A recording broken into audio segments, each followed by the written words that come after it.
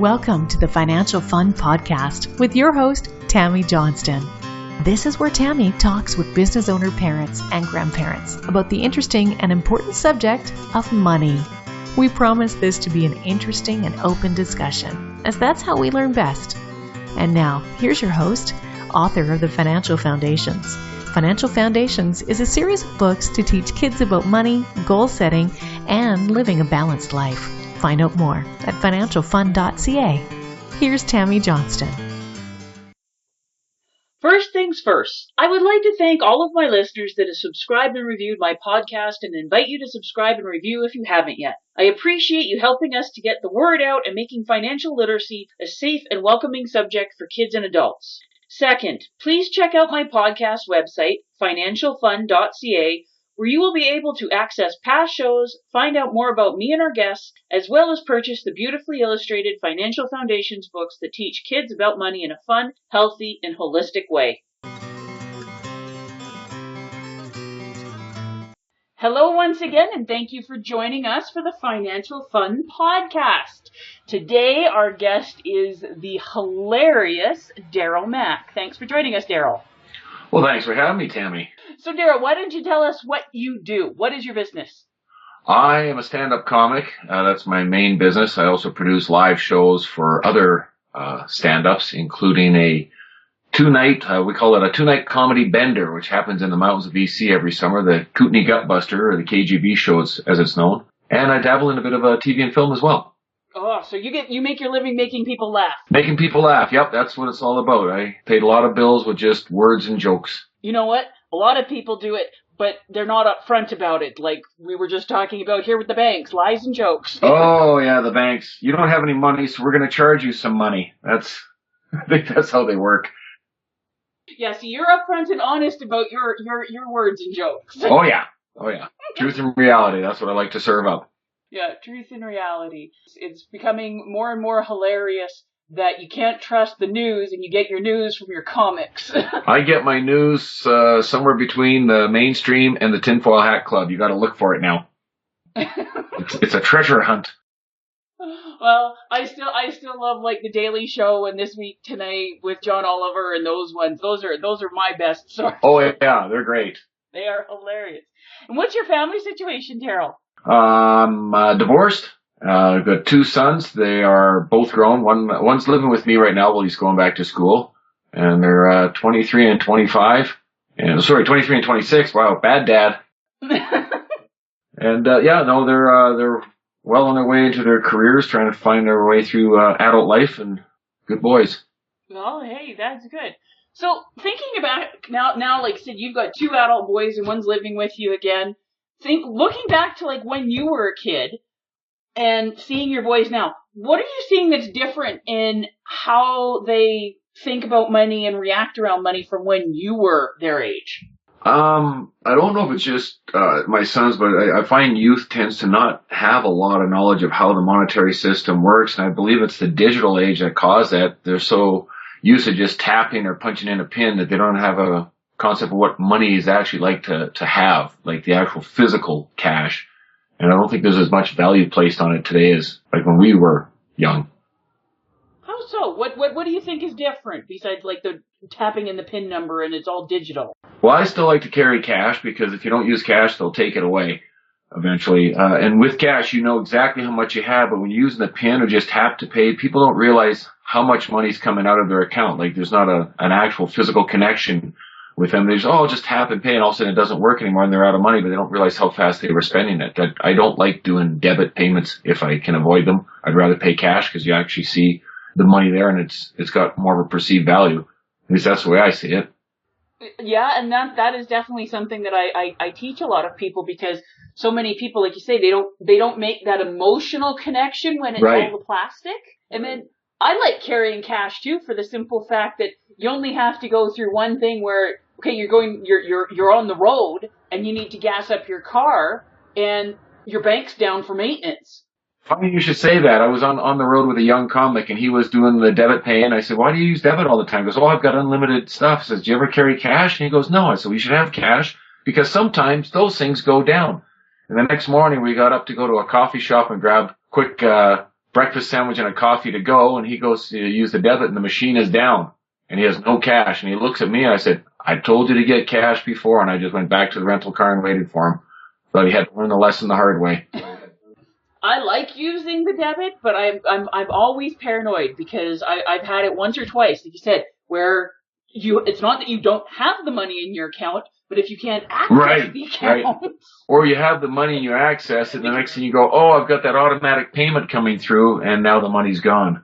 Yeah, all of those things. So it's like, it's convenience and all sorts of good things, but it's also removing people from, like I said, the emotional connection and the physical awareness of where there's money going, so that more and more things, it makes it easier for the impulse purchases and buying things that don't matter and you don't need or want, and not seeing how quickly it's depleting your pile. Like when it's in your wallet, you see that $20 bill. Oh, for sure. And I believe that the retailers are charged a fee every time you use debit, so I'm sure that's tacked onto the price. Not using cash increases the cost of business.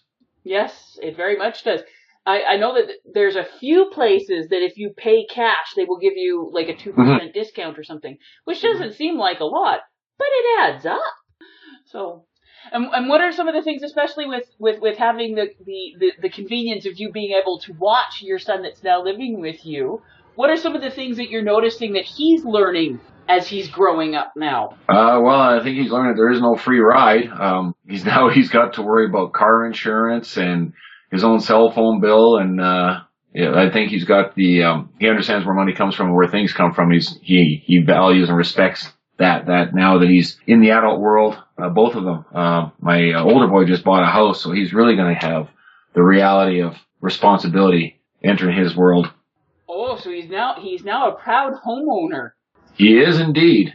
So what made him think about moving from, because he is still quite young, think about moving from, like you said, renting and all that, to tying himself into such a large, long-term commitment? Well, he was lucky because my ex-wife, where he was living with her, she allowed him to stay there while he saved up money for the down payment. So he had very low overhead while he saved up for the house. He never did do renting. I tried to tell him maybe it's a good idea to go and rent for a little bit and understand what it's like to live on your own and learn some of the pitfalls of not being under mom or dad's roof. But he decided that he wanted to go ahead and purchase without doing that. So now it's like, if something breaks, it's yours. Yep. Well, there's definitely major pros and cons with buying. A lot of the people think it's just the financial aspect, which is much bigger, because when you're renting, like you said, something breaks, it's not your problem, it's the landlord's and all that. When you own it, you have to look after your property taxes, and anything breaks, it's your problem, and you've got your mortgage, and you've got all this other wonderful fun stuff. So they think very much about the financial aspects. But one of the things that a lot of people, especially young people, don't think about is it ties you down, like physically. Like if you're renting and you have been given the dream job opportunity across the country, renting, no problem, you're out of it. If you own it, you have to figure out, okay, how am I making my payments until I can sell this, and can I sell it? Is it a good market to be doing that in? Exactly. Yeah, if there's a downturn and you own the house, you got a mortgage, it's really difficult to make different arrangements. But if the economy turns, I recently did that. I moved into a situation where I could lower my overhead rent, just because I could see the economy was going to be a bit rough for a while. So why have such a fancy place when you can get all the needs for a lower cost? Yep. And a lot of it also comes down to, like, are you ready to be settled down in your life? Like, what are your plans 5 years from now? So if he knows that, all the power to him. Oh yeah, he's got his career set up now. He's trained to be an engineer with a railroad, and he's just waiting for some position to open up when somebody retires, and he'll have a very good career with them. So he decided to just get a home base, because when he's on the rail, he's going to be gone for several days at a time, so the commute wasn't a factor, and he got himself a nice place on the edge of town where it's peaceful. Oh, excellent stuff. When the boys were little, what were some of the things that you were trying to teach them about money when you were around and they were smaller? When did they start noticing and asking questions? Well, whenever I did trips with them, we did a lot of camping trips and summer vacations. I brought them in on each purchase and allowed them to understand that, okay, this is what the money we have for the vacation. How do we want to spend it? Where do we want to go? And they learned to help make these decisions, for choosing everything from a restaurant to a campsite, or even the equipment that we purchased. And I tried to instill in them a value of everything, so they were brought in on every step of the way of what things are worth. So it was no big surprise for them. Oh, I love that. One of the things I talk about all the time is kids need to learn about how to make a decision, and how you do that is you bring them in on it, but you also have to help give them the factors that are needed to consider in order to properly make a good decision. Yeah. Not just, do you want the blue one or the red one, but going through, look, okay, here are the different questions you need to be asking when you're making the decision. Yeah, no, that you have to have those questions for sure. Like when you're making the decision, like weigh it out. Here's what you have. Here's how you can spend it. What's going to give you the best value for your money? Because one of the things that I'm finding very, very funny, and you see it through the social media more than anything, because the kids are so into the social media, but you get these kids that are going off to college and becoming adults, and they don't have any life skills when it comes to money, or like even running a household, or what anything costs, or how to do any of this stuff. And it's like, how do I learn how to be an adult? I don't even know yet myself. I'm still trying to learn. Well, I was reading a really interesting article. I think it was based somewhere like in New York State or whatever, around a university, and somebody had started a class actually called Adulting 101. Oh, you're kidding me. No, I'm dead serious, where they would teach them like basic budgeting things, how to do laundry, how to cook basic meals, how to go grocery shopping, how to look over things like how to look over your cell phone bill.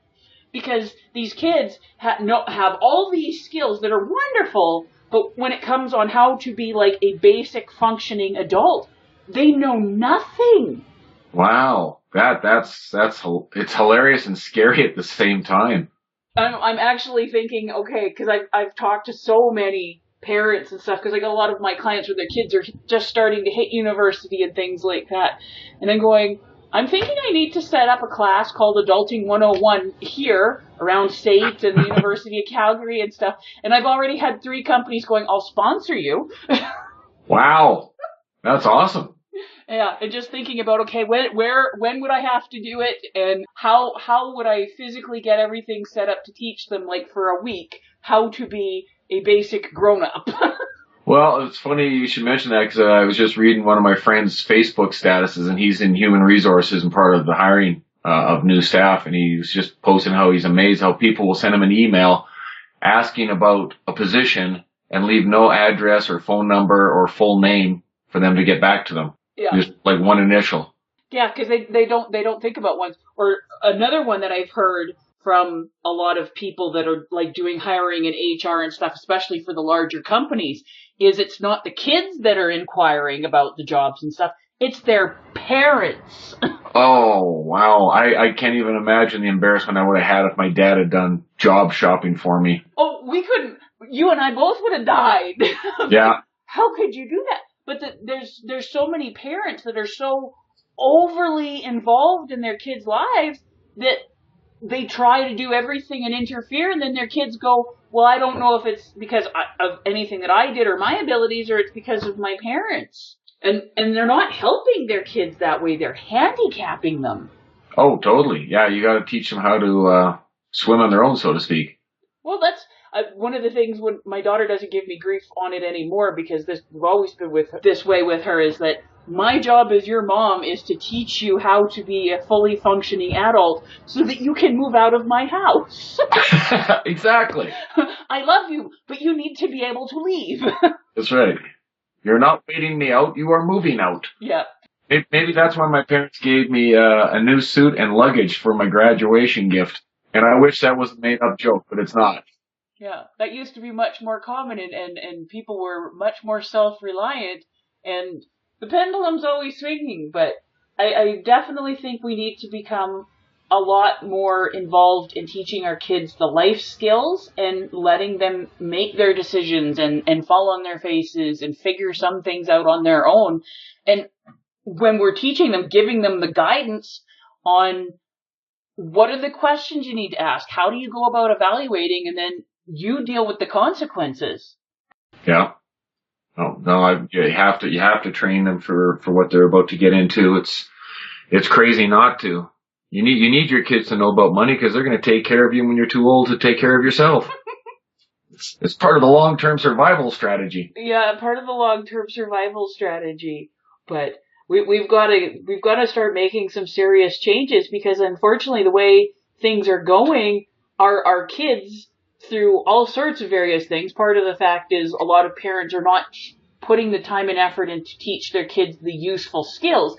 Like they'll run them all over the place for every sport and extracurricular activity, but teaching them life skills, like how do you go and do your own interview? How do you cook and do up a budget and be aware of that stuff?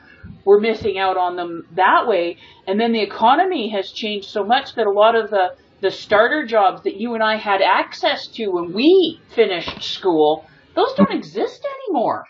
Yeah, automation has taken quite a few jobs away.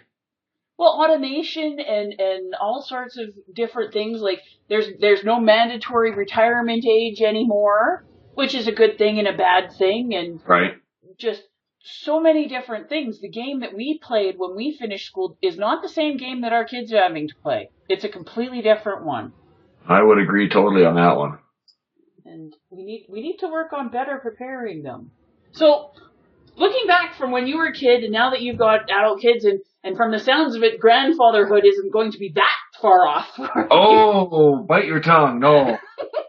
Luckily, they are not looking to make families anytime soon. But dear, do you remember when your boys were little? Yes, I do. Like it was yesterday? Yes, I do. I know. There you go. It can happen just like that. Yeah, there you go. So it might not be for 5, 6, even 10 years or whatever, but that time's going to go by very, very quickly. Oh boy. What have I done? What have I gotten myself into? Well, you got yourself into parenthood, dear, and it's a progressive thing. I have to remind myself, I remember when Greg told me that I was pregnant with Ayla and she's going to be 14 on Friday. Wow. Yeah, Yep. She's getting up there in years, isn't she? Yep, that's the only way that they go. I keep teasing her because she's almost as tall as I am and going, I did not authorize this. She laughed at me, Mom, nature doesn't ask. That's right. Nature just does. Yeah, nature just does. So what would be the 3 things that you would say kids need to learn about money today in order to be successful and go on to be functioning, healthy, financially responsible adults? What are the 3 things? I think they need to learn to put money away for their future, and also to have money in reserve for any sudden emergencies that crop up, so that it becomes just an annoyance rather than something that's a financial emergency. And learning to live within their means is very important. I know it's really cool to keep up with your friends, and yeah, they got the latest smartphone and you want it too, but you really need one that expensive? That type of thing. You know, you don't need the fancy new car if you can get a good, reliable used one. Living within your means is very important, and there's a lot of people, young and old, that are very bad at doing that.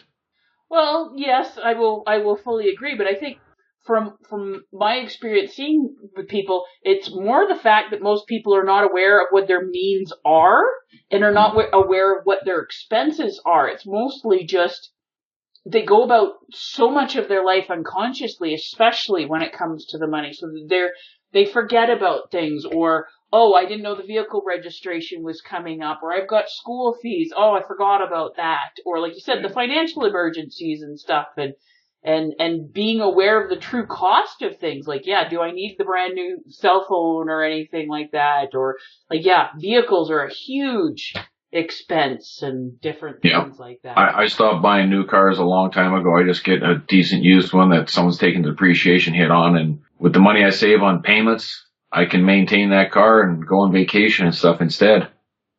Yeah, that's a big one. But then there's also been times where I've sat down with clients that have older vehicles, and yes, they're paid for, but they're getting to that point in their lifespan where the repairs are costing them so much that I'm going, you know what?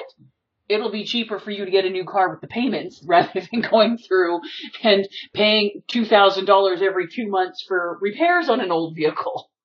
Yeah. Well, I think that comes down to having skills. Like if you've got a little bit of mechanical ability, you can tell when that car is going to get to the point where it's too much hassle to fix it, or you can pick one that you might get a great deal on it, like estate sales when they're just unloading dad's car because, someone passed away. You can get some screaming good deals. Oh yeah, I'm very, very fortunate in the fact that my husband is extremely mechanically inclined, Yeah. and we've always bought very well taken care of used vehicles, and it sometimes drives me nuts with him being so anal retentive about the cars, but I really do appreciate it. Oh, for sure. No, he does have good mechanical knowledge. I have picked his brain a few times, but yeah, that comes to having some knowledge and skills. Like you have to have skills more than just computer programming or whatever it was they're teaching the students in school. I always told my boys to learn as much as they could, and now they're taking apart engines, or the furnace was acting up here. My younger boy, he goes, "Oh, I know how to fix this," and he was in there like, "Where'd you learn all this stuff?" They're very self-reliant. It's quite impressive. Oh, doesn't that just make you feel so proud? Oh yeah, very proud. Proud dad for sure. Yeah. Well, I love the fact that Greg's really good with fixing stuff around the house. That's his ability, and he looks after the cars and stuff. And then I have different skills, but it's like you said, it's learning those practical things. And one of the things that's getting to be kind of sad in the schools is so many schools don't even have like a shop class or a home ec class or woodworking, or they don't have these hands-on learn these skills classes as much anymore. I think that's sad. I mean, everyone needs to know this type of stuff. Well, and you learn how to do some of this stuff, and you take those skills and they translate over into other things. Absolutely. And even saving you money, if like you have some skills to fix something, but you're not that good at it, at least you understand the process. So when you hire a professional, they don't take you for a ride and overcharge you. That's the other thing, is if you don't know what's involved, you don't know if you're getting taken for a ride or not. Yeah. And another one that I love is trading of skills. Oh, yes. Anyone out there want to trade something for my comedy show? Well, we've gotten help with like renovations and stuff around the house with skilled people, because Greg will help them out with the car, or I'll help them out with some business stuff or whatever. And I'm going, I absolutely love that. It's a great way of everybody gets value, and it doesn't cost you any money. Exactly. Yeah. No, the barter system is coming back very nicely. I like it. No, it's beautiful. So, all right. Well, thank you so much for taking time out of your busy day to chat with us today, Daryl. Oh, thank you for having me on the show. And anyone out there listening, if you want a funny vacation, come see us at the Kootenai Gutbuster, kgbcomedy.com. Yeah, the KGB, been there a couple times, and it is an absolute blast. It is indeed. All right. Have a good one, Daryl. Thank you, Tammy.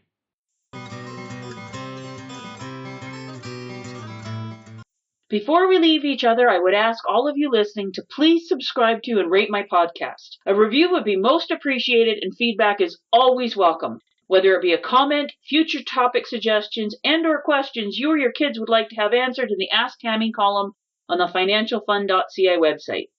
Please feel free to check me out on Facebook at Financial Foundation's Children's Books, on Twitter at Financial Fun, and Instagram at financial.fun. Thank you for joining us for this episode of the Financial Fun Podcast. Join Tammy Johnston again next week. For more information, please visit financialfun.ca.